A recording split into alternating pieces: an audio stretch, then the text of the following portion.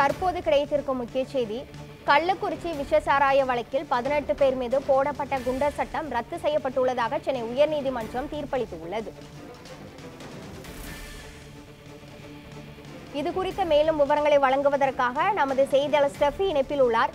Steffi, Kallakurichi விஷசாராய வழக்கில் 18 பேர் மீது போடப்பட்ட குண்டர் சட்டமானது ரத்து செய்யப்பட்டிருக்கிறது. இது தொடர்பான மேலும் விவரங்கள் என்ன பதிவு பண்ணுங்க.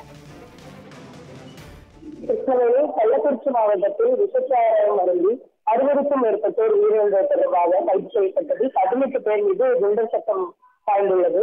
குண்டர் சட்டத்தில் அளிக்கப்பட்டதை ரத்து செய்ய கோரி 18 பேர் சார்பில் தாக்கல் செய்யப்பட்ட மனுக்கள் நீதிபதி எஸ்.எம். சுப்பிரமணியம், எம். ஜோதிராமன் அமர்வில் இன்று விசாரணைக்கு வந்தது.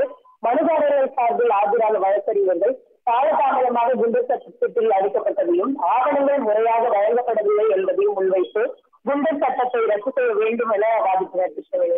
இதனை அடுத்து சம்பவம் தொடர்பாக கைது செய்யப்பட்டவர்கள் 6 மாதங்களுக்கு மேல் சிறையில் உள்ள நிலையில் இதற்கு மேலும் அவர்களை குண்டர் சட்டத்தில் சிறையில் வைத்திருப்பதில் என்ன தேவை இருக்கிறது என நீதிபதிகள் கேள்வி எழுப்பினர். கள்ளச்சாராய விற்பனை பல ஆண்டுகளாக நடைபெற்று வரும் நிலையில் மதுவிலக்குத்துறை என்ன செய்து கொண்டிருக்கிறது என கேள்வி எழுப்பியிருந்தனர். மதுவிலக்கு போலீசார் பதிவு செய்யும் வழக்குகளில் பாதிக்கும் மேற்பட்டவை ஜோடிக்கப்பட்டவை எனவும் முதன்மையான குற்றவாளிகள் கைது செய்யப்படுவதில்லை எனவும் குற்றச்சாட்டினர். கல்வராயன் மலைப்பகுதியில் கள்ளச்சாராயம் தயாரிப்பு மற்றும் விற்பனை பல ஆண்டுகளாக நடைபெற்று வருவதாக நீதிபதிகள் கூறியுள்ளனர்.